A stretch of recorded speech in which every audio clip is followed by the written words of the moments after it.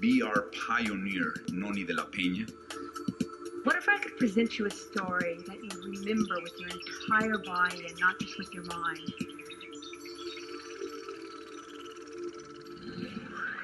What'd you think? Oh, you're crying. With VR, virtual reality, I can put you on scene in the middle of the story. You get this whole body sensation.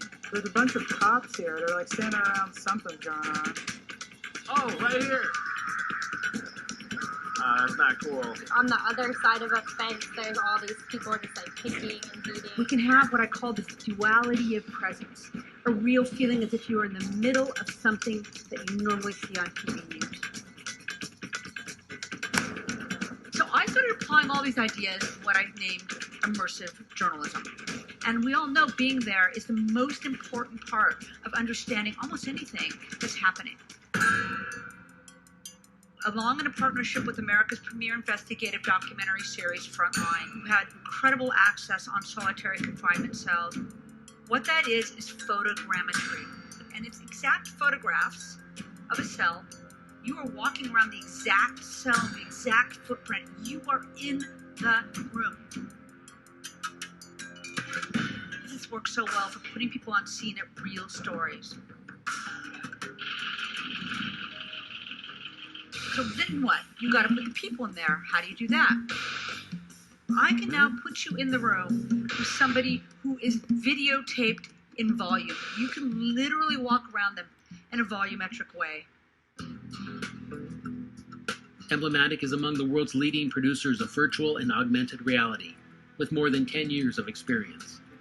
We create innovative, high-impact, immersive media, ranging from emotionally powerful stories for media companies, brands, and global culture, to OTT solutions for world-class partners. So just a little bit more about Hunger in LA.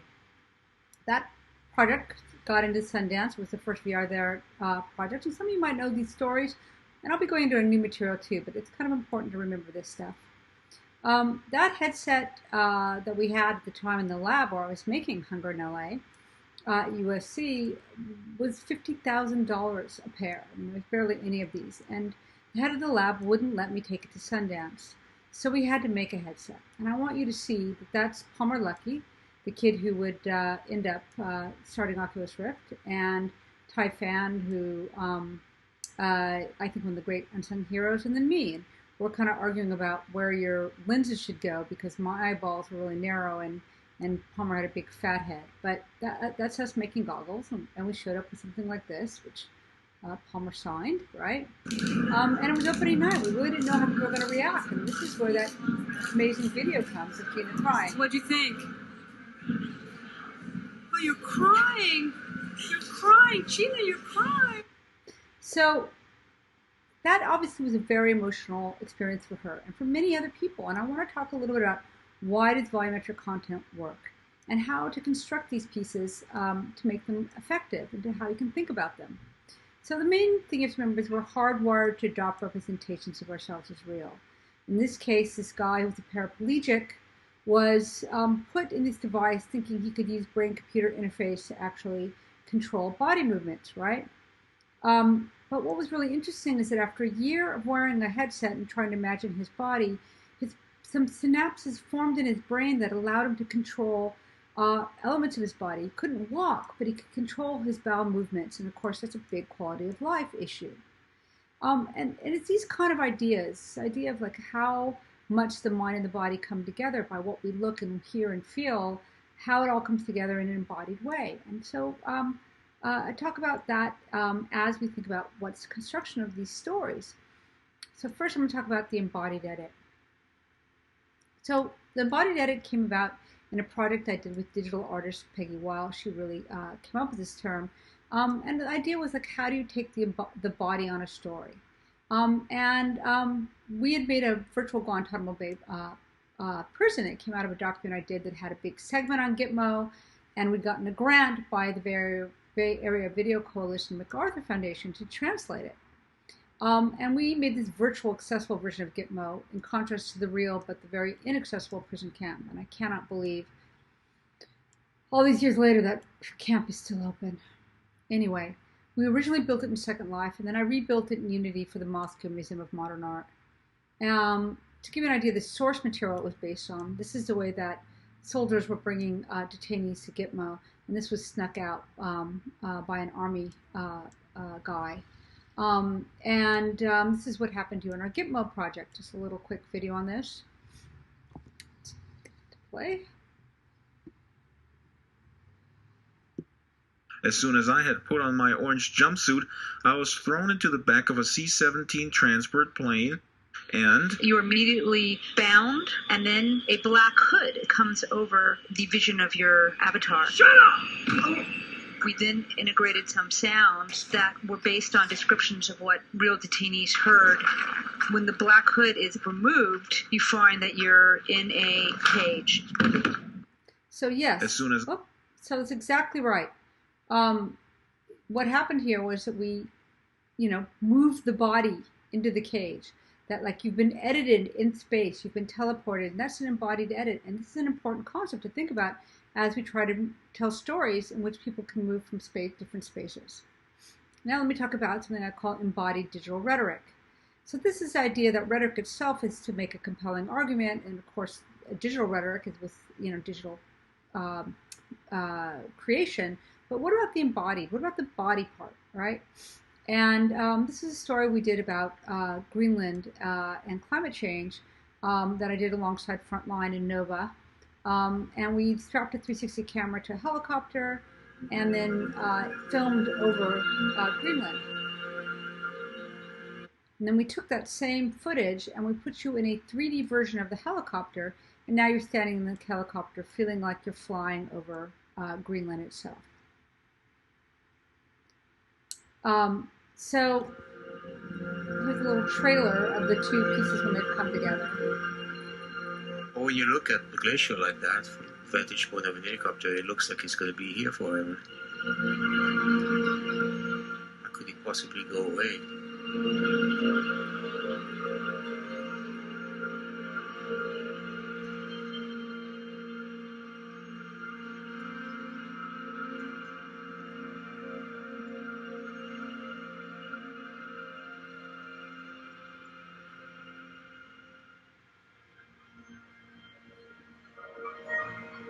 The glacier retreated more in the last 15 years than in the previous 70 years. We'd like to know why. So there's a project, right, where we're putting you on scene. We're putting you at the glacier's edge. Some of this stuff was done in photographs, and we had to actually use ZBrush to give it the dimension. But the whole point was to put you on scene so you could experience what it was like to be with these scientists while they were trying to answer these questions. And that meant that you were like watching them do their work, not in some cubbyhole making up the data, but really being on scene with them. And we had did some studies and found it was extremely effective in conveying the information. And I'm really proud that Greenland melting demystifies the science. And I think this is a really important idea of what's the digital rhetoric here, the embodied digital rhetoric. Well, in this case, we're trying to help convey this very important concept of climate change.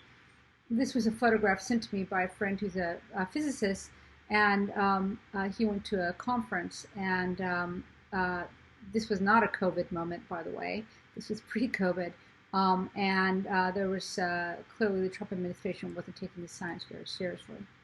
So now I want to talk about something called duality of presence. Duality of presence basically to me is like, you can see that she feels like she's in two places at the same time.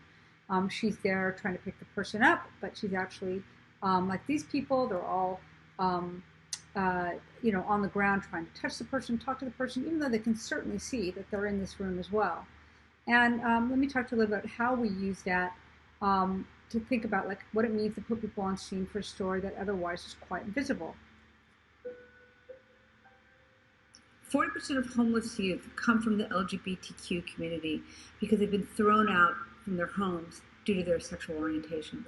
After I gave my talk at TED Women, the actress Sada Ramirez approached me, and she really wanted to make this piece about homelessness in the LGBTQ community. In collaboration with the True Colors Fund, I was lucky enough to begin working with them on finding the right material to tell the story. We ended up using the audio of Daniel Pierce, who was thrown out by his own family, and he happened to record the terrible confrontation that ensues. Get off of me!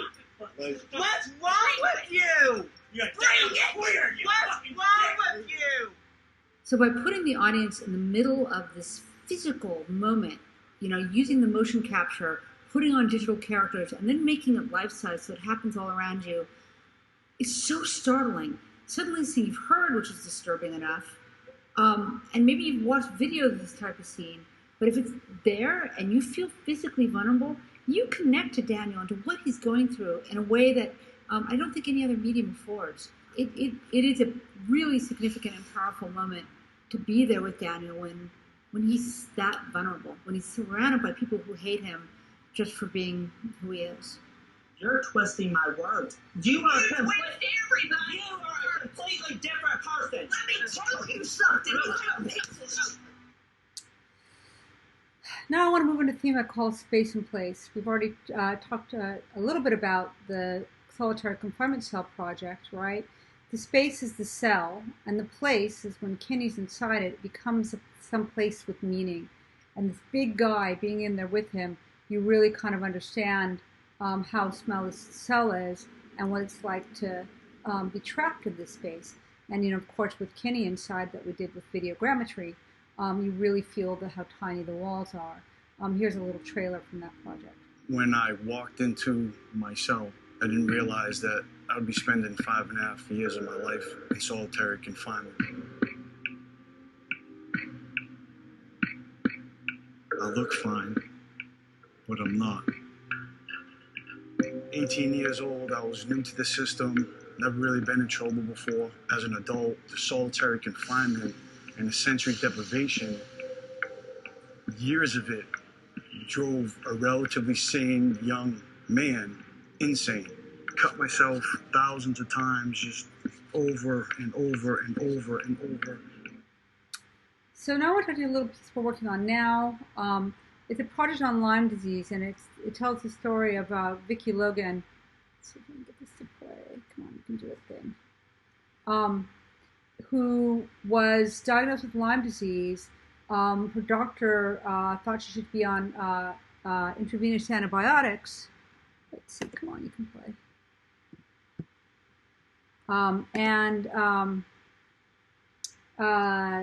Her insurance company didn't want to pay ultimately the $100,000 that it costs to make the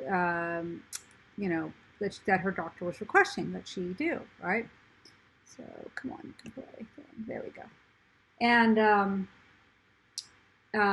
so this idea of what does it mean to sorry, I want to make sure the video's playing. What does it mean to have this fight with your insurance company? Blue Cross drone. Welcome to this Lyme disease simulation. Let's see what I can do to help you get healthy understand the story better. Let's work together to fight off this disease. The Borrelia spirochetes seem to be multiplying. Try smashing them with your fist. Your insurance coverage is kicking in. In this case, space is internal, the body, right? And in this case, we created this sort of place with the spirochetes. Let's try the oral antibiotic doxycycline. There are more spirochetes than expected. Your doctor has recommended intensive 4 antibiotic therapy, which costs $100K. Could be intensive IV. We've got you covered. There are more spirochetes than expected. But don't worry, I'm here and I've got you covered. I'm just getting an update. It looks like our insurance company is switching to a for-profit model. Please stand by. I'm sorry. 4 antibiotic therapy is now considered an experimental treatment, even though your doctor keeps ordering them. Your coverage has been denied. Not much I can do now. Maybe you can pay the $100K for the 4th antibiotics out of pocket. It's IV antibiotics. Good luck. Thanks for staying insured with us. To speak to a representative, say representative. So Vicky, unfortunately, like the spirochetes, overwhelmed her body, and she died when she didn't get the antibiotics. But it's one of those sort of things to try to convey it in a way that people understand. This was an attempt to think about what kind of spaces would do that. So now I want to talk about embodiment and behavioral realism. I want to say for anybody who have a lot of money and they're worried about what things look like, take a look at that ugly, ugly, crazy looking model. And let me show you what the piece actually kind of felt like. Because I was trying to represent a Syrian refugee girl because Assad was attacking children to get at their parents. Doesn't that sound familiar? This was a trailer from that piece, if you know it.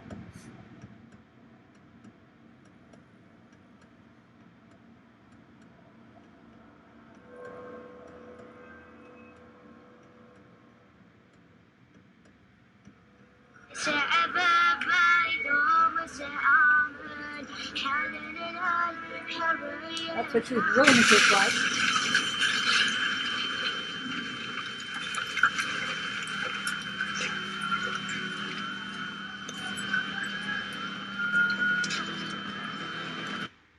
So, you know, we tried very hard to be very, very accurate, but she looked pretty terrible. But what was very interesting is that, like, people really responded to this experience in the headset. We actually did some comparisons later on another project and found that if people saw it flat or they saw it, you know, even 360 video, that it felt uncanny and weird. But once they were inside the scene, as long as the characters behaved with realism, i.e. they didn't penetrate cars or at least they walked without, you know, penetrating a sidewalk, that it was acceptable and emotional to the degree that when it went to the Victorian Albert Museum and it wasn't advertised, after 5 days we got 64 pages of guestbook comment, which was apparently very unusual. Things like absolutely fascinating, a real feeling as if you're in the middle of something you normally see on TV news, quite frightening, absolutely believable, and this one, which was always most significant for me. This was a very difficult piece to experience as a Syrian whose family is still living in alms. Although I felt the piece was inappropriate at first, I've certainly changed my mind after experiencing it firsthand. It's important for the world to bear witness to the situation in Syria, and this is a powerful and effective way to do that. I hope you grow this technology further.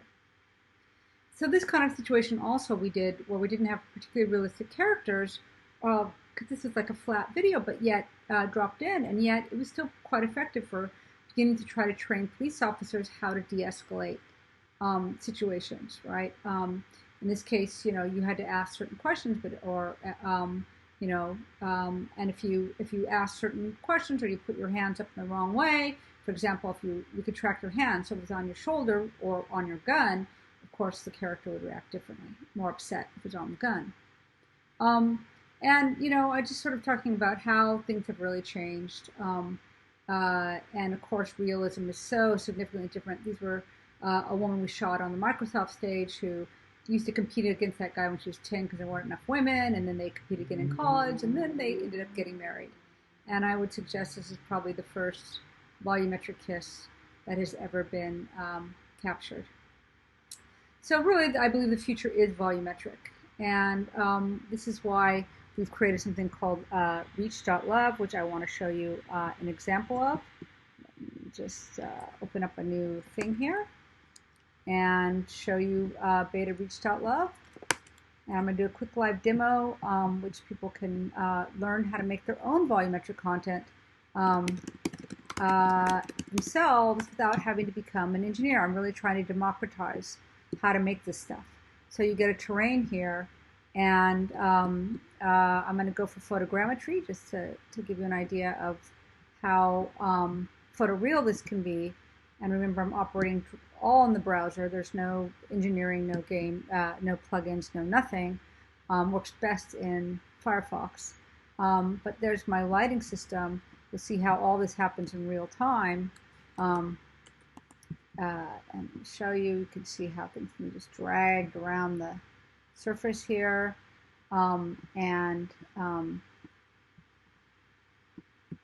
There you go, and you can add a skybox, you can make a night sky, or if that seems, you know, you want the actual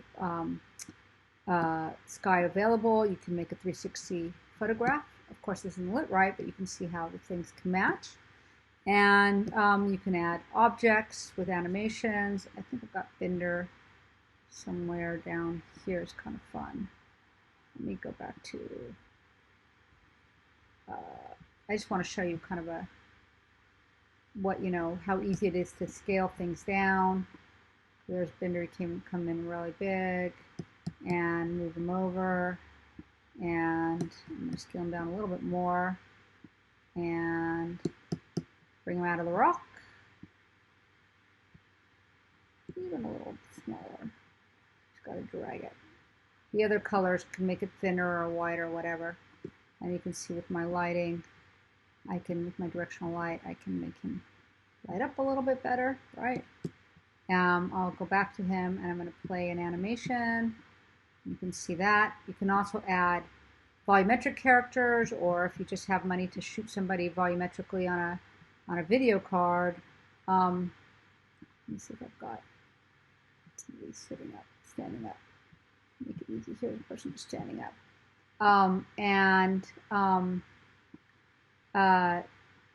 What's cool about this is, let me scale up so you can see a little better.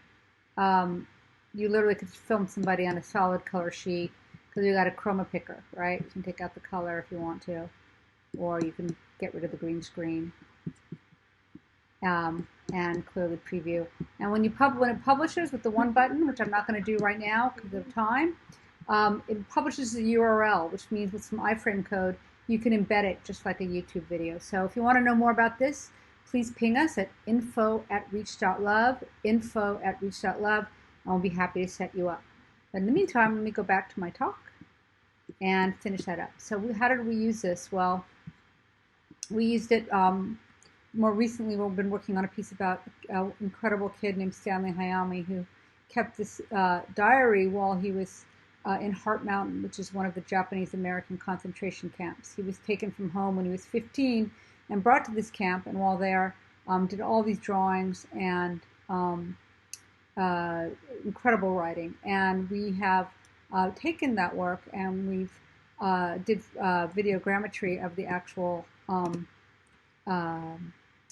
environment that he was in, and then we've made this in Reach as a WebXR experience, and you can sort of see how it's actually embeddable in a web page. So just showing you how that works. So literally now you can use your keyboard, your WASD keys to move through the space. It's not flat. And actually what's really cool about this is that if you have a VR headset and you click that VR button, then you can start walking around the space. It's completely volumetric and not flat. So let me go on to my next slide. A little bit on ethics and conclusion. So this is an image, of course, of Roger Stone, and it was the sort of thing that I can show you why I had to show this to you guys, because somebody made a joke about, as a retired interpreter for the deaf, I'm great joy to tell you that is also the sign for the anus, right? This is the OK symbol, which people have said is now a symbol for white power. So when I saw this, it made me laugh really hard.